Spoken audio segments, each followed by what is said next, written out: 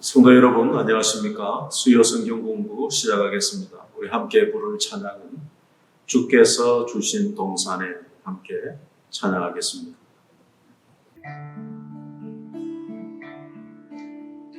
주께서 주신 동산에 땀 흘리며 씨를 뿌리며 내 모든 삶을 드리리. 날 사랑하시는 내 주님께 비바람 앞을 가리고 내 육체는 쇠잔해져도 내 모든 삶을 드리리. 내 사모하는 내 주님께 땅 끝에서 주님을 맞으리. 주께 드릴 열매 가득한 꽃 땅 끝에서 주님을 배우리. 주께 드릴 노래 가득한 꽃 땅의 모든 끝 찬양하라. 주님 오실 길 예비하라. 땅의 모든 끝에서 주님을 찬양하라. 영광의 주님 곧 오시리라.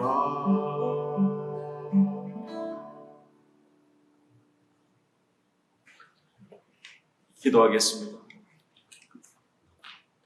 하나님 아버지, 베푸신 은혜를 감사합니다. 어려운 시기가 계속되고 있는 가운데도 우리가 하나님 앞에서 믿음으로 살게 하시는 그 은혜를 감사합니다. 하나님을 바라보고 하나님의 은혜를 구하며 말씀을 따라 살고자 하는 우리를 주께서 불쌍히 여겨주시고 이 어려운 시기를 믿음으로 이겨낼 수 있도록 도와주옵소서. 오늘도 우리의 고난을 그냥 두지 아니하시고 때가 되면 이 고난을 벗어나게 하실 주님을 바라보면서 하나님의 말씀을 함께 묵상하고자 하오니 이 시간도 우리에게 말씀을 통해서 힘을 얻게 하시고 하나님의 은혜를 베풀어 주시기를 원합니다. 성도들의 육신의 건강을 지켜주시고 모든 필요를 공급해 주시고 가정의 모든 식구들이 다 믿음 가운데서 살아나갈 수 있도록 주께서 능력으로 함께해 주옵소서. 병든 자를 치유하시는 하나님의 능력이 임하여 모든 아픈 자들을 주님께서 치료해 주시기를 원합니다. 오늘도 부족한 목사가 주님의 말씀을 전하겠사오니 이 시간에도 주의 성령께서 인도해 주시기를 바라옵고 예수님의 이름으로 기도하옵나이다. 아멘. 네, 오늘은 다니엘서 6장의 말씀을 함께 묵상해 보겠습니다. 다니엘서 6장 1절을 읽겠습니다. 다리오가 자기의 뜻대로 고관 120명을 세워 전국을 통치하게 하고 또 그들 위에 총리 셋을 두었으니 다니엘이 그 중에 하나이라. 이는 고관들로 총리에게 자기의 직무를 보고하게 하여 왕에게 손해가 없게 하려 함이었더라. 성경은 믿음의 사람에게도 때로 시련과 고난과 시험이 있는 것을 우리에게 보여줍니다. 이 같은 시련과 시험 가운데서도 믿음을 가진 성도에게는 이것이 손해가 아니라 유익이 되는 그런 일이 있습니다. 고난을 당할 때에 믿음으로 견디게 합니다. 또 그럴 때에 믿음은 더욱 강해지고 마침내 믿음이 승리케 하시는 하나님의 뜻을 깨닫는 놀라운 역사가 있습니다.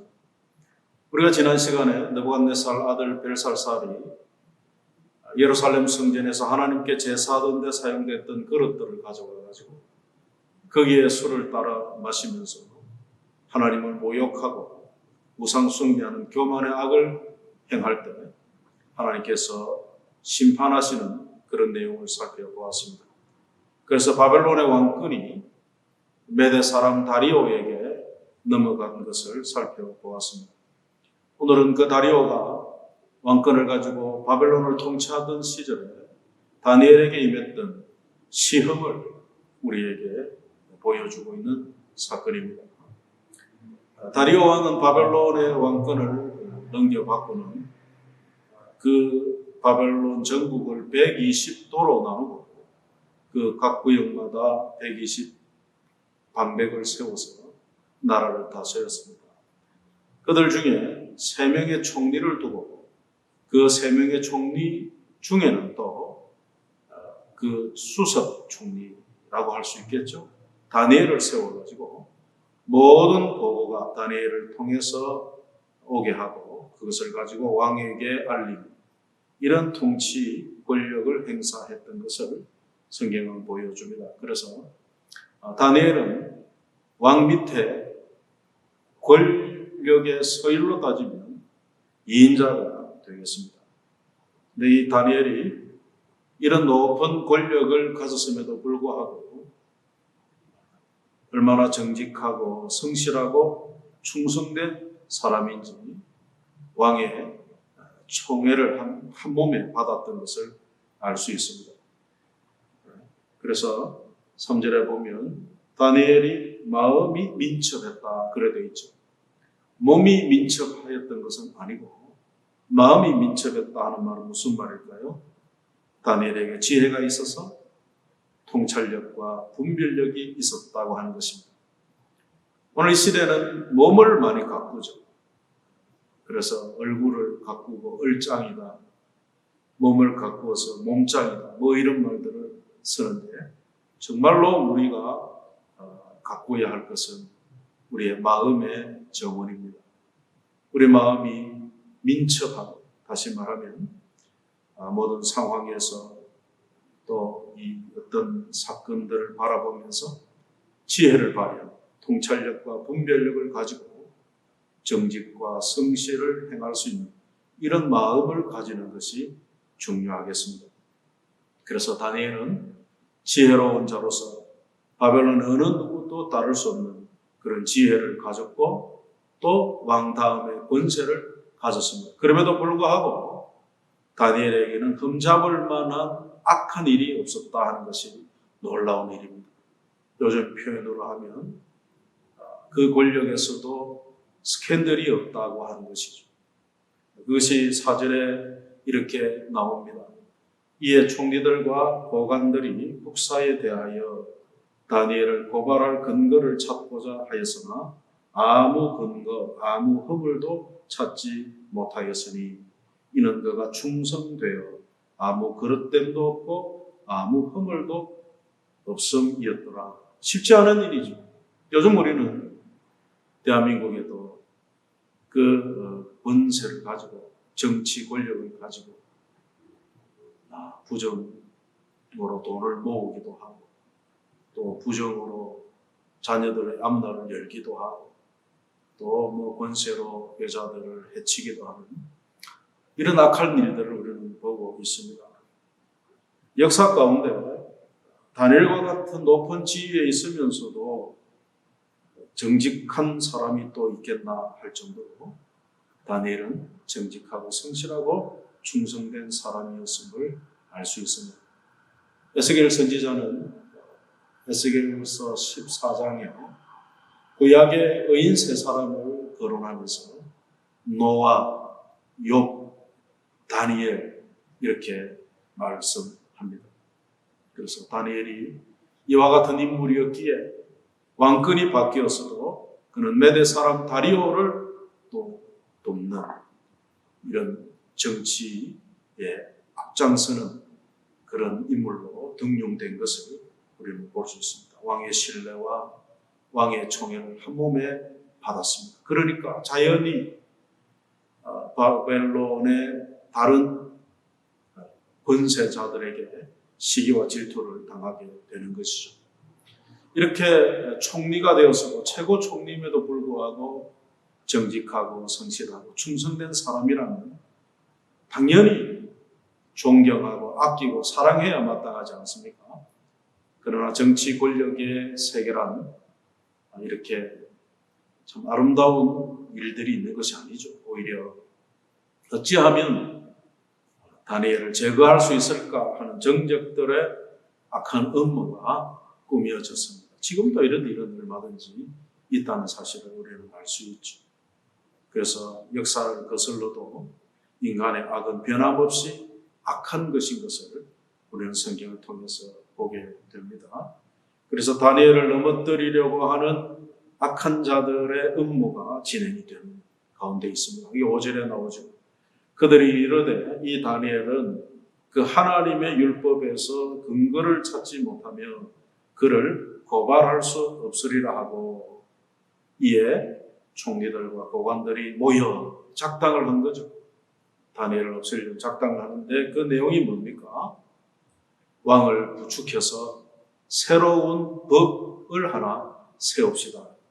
그 법이 뭐냐 하면 왕 외에 어떤 다른 신에게 기도하는 자를 잡아다가 사자굴에 던져 넣읍시다. 그런 법을 세우는 겁니다. 왕 외에 다른 신에게 구하는 자를 처벌하는 법을 만들어 왕에게 가져와서 왕이여 여기에 조서에 도장을 찍으십시오. 이러고 있는 거죠.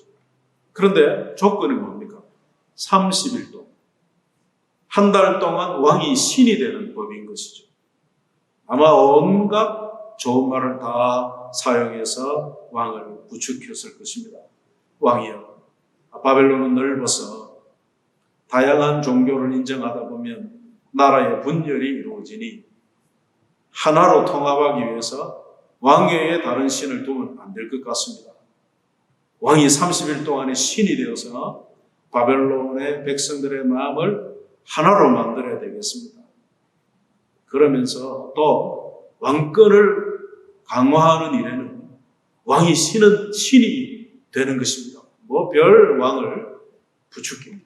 그 왕도 또 어색해서 그러자고 하여 이 새로운 법에 도장을 찍게 되는 이런 내용이 나옵니다. 그러니까 이들이 다니엘을 넘어뜨리려고 다니엘의 삶을 얼마나 사사치 살폈겠습니까? 근데 흠을 잡을 수 없으니까 가만히 보니까 다니엘은 매일 하루에 3번 하나님을 향하여 기도하는 그 모습을 보고 믿음의 이 행위로 그를 걸지 않으면 넘어뜨릴 수 없다 하는 것을 깨닫고 그들이 이와 같은 악한 올무를 함정을 봤던 것입니다. 10절에 보면 다니엘이 이와 같은 일들을 다 압니다. 그들이 마치 다니엘도 여기에 함께 의논해서 이 법을 만든 것처럼 하지만 다니엘이 이 법에 동의할 수가 없죠. 10절에 보면은 다니엘이 이 조서에 왕의 도장이 찍힌 것을 알고도 자기 집에 돌아가서는 윗방에 올라가 예루살렘으로 향한 창문을 열고 전에 하던 대로 하루 3번씩 무릎을 꿇고 기도하며 그의 하나님께 감사하였더라. 여러분 지금 감사할 상황이 아니죠. 지금 자기를 넘어뜨리려고 제거하려고 하는 악한 정적들의 그 뻔한 음모를 함정을 다니엘이 알았지만 한 달만 하나님께 기도하는 것을 참으면 되죠. 그러나 다니엘은 그렇게 하지 않습니다. 자기의 생명을 걸고 하나님 앞에 기도하는 것을 쉬지 아니하고 계속해서 하나님 앞에 기도하는 모습을 봅니다. 그런데 10절이 우리에게 무엇을 증거합니까?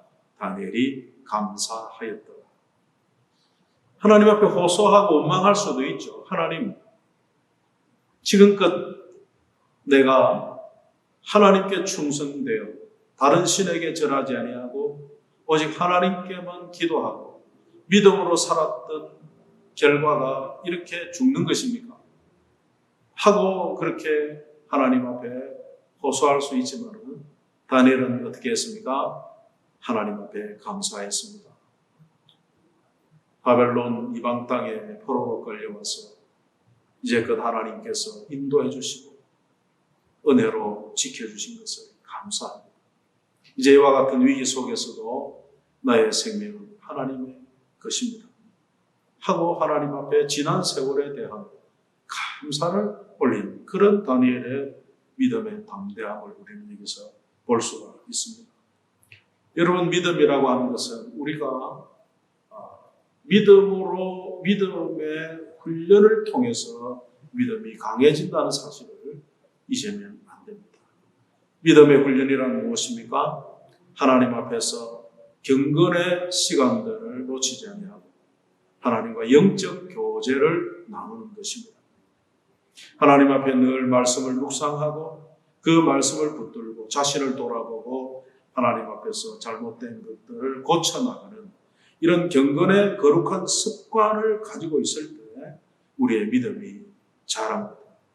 우리가 하나님의 말씀을 읽고 듣고 배우지 않고 그저 우리의 신앙생활이 잘할 것이라고 생각하면 안 됩니다. 여러분, 사람은 아이들도 먹어야 자라듯이 우리의 영적인 그 깊이라고 하는 것은, 영적인 성숙이라고 하는 것은 하나님의 말씀을 읽고 듣고 우리 마음에 간직하고 그 말씀을 붙들고 하나님의 뜻을 묻고 기도하고 우리의 삶을 하나님께 아뢰고 하나님의 도우심과 인도하심을 구하는 이런 말씀 묵상과 기도의 시간들을 통해서 우리의 믿음이 자란다는 것을 우리가 다시 한번 기억하면 좋겠습니다. 또한 우리의 믿음이라고 하는 것은 감사로 성숙한다는 것을 기억해야 됩니다.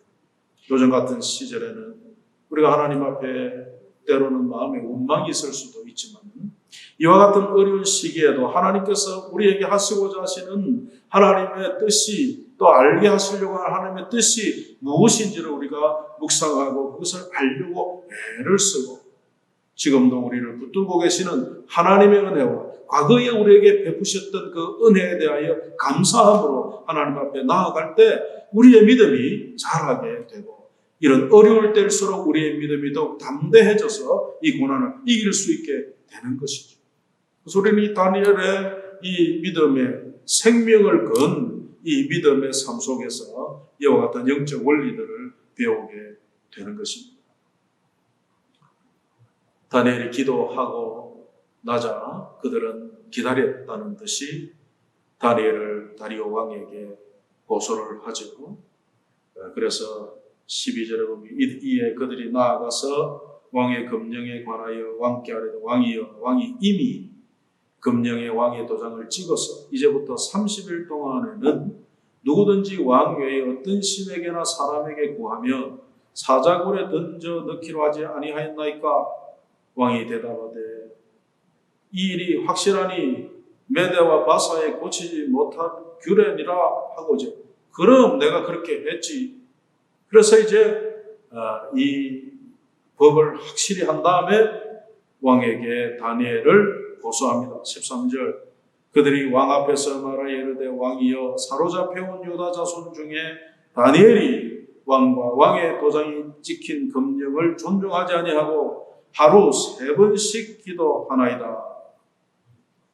왕이 이 말을 듣고 그로 말미암아 심히 근심하여 다니엘을 구원하려고 마음을 쓰며 그를 건져내려고 힘을 다하다가 해가 질 때에 이르렀다.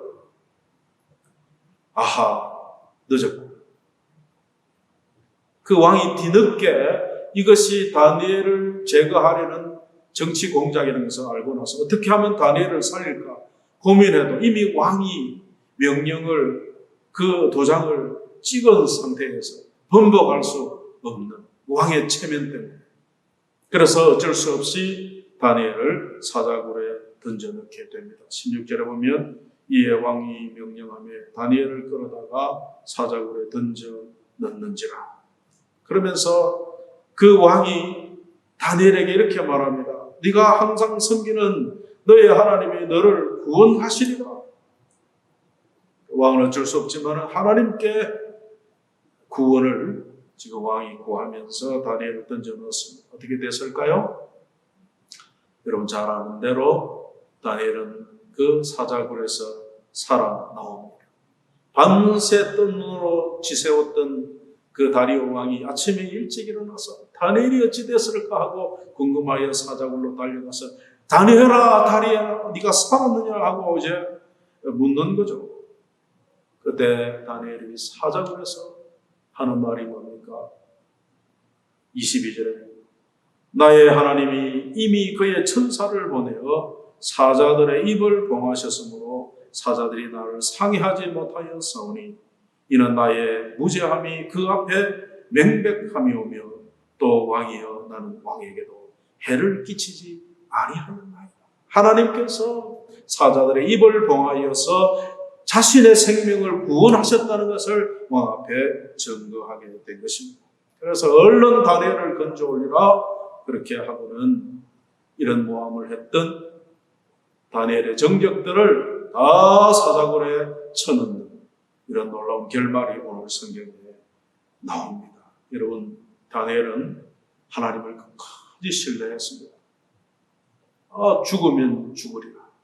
다니엘의 세 친구들도 풀무불에 들어가서 하나님께서 우리를 살려주지 아니하실지라도 우리는 신상 앞에 절할 수 없다는 믿음을 지켰고 다니엘 역시 그 악한 법이 확정되었음에도 불구하고 알고도 하나님 앞에 기도하는 것을 멈추지 아니하고 믿음으로 하나님 앞에 담대히 나아갔다. 이런 믿음을 보였습니다. 이렇게 믿음의 담대함을 가지고 하나님께 끝까지 충성한 자에 대해서는 하나님께 어떻게 하십니까? 그들을 지키시고 인도하시고 마침내 영광을 받으신다는 것을 우리는 여기에서 알 수가 있습니다. 그래서 이 다리오 왕으로 하여금 그 법을 폐하고 새로운 법을 만들게 하죠. 그것이 뭡니까? 25절부터 나오죠. 이에 다리오 왕이 온 땅에 있는 모든 백성과 나라들과 언어가 다른 모든 사람들에게 조서를 내려 이르되 원하건대 너희에게 큰 평강이 있을지어다. 내가 이제 조서를 내리노라. 내 나라 관할 아래에 있는 사람들은 다 다니엘의 하나님 앞에서 떨며 두려워할지니 그는 살아계시는 하나님이시요 영원히 변하지 아니하시며 그의 나라는 멸망하지 아니할 것이요 그의 근세는 무궁할 것이며 그래서 하나님을 섬기라고 그렇게 한 거죠. 그러니까 여러분 하나님께서 이렇게 이방 왕들로 하여금 하나님을 알게 하셔서 어떤 일이 일어납니까? 마침내 페르시아의 고레스 때에 유다 백성들을 하나님을 섬기는 하나님께 예배하는 예루살렘 성전을 짓는 일로 돌려보내는 포로 귀환의 역사를 일으키시는 하나님의 그 역사의 흐름을 우리는 볼 수가 있습니다. 우연히 일어난 일이 아니죠. 하나님께서 다니엘과 같은 믿음의 사람들을 통해서 이방 왕들로 하여금 하나님에 대해서 알도록 하시는 그런 놀라운 역사가 있는 것이죠. 그러므로 여러분 어려운 때라도 우리 성도들이 믿음으로 견디고 살아야 할 이유가 여기에 있는 것입니다.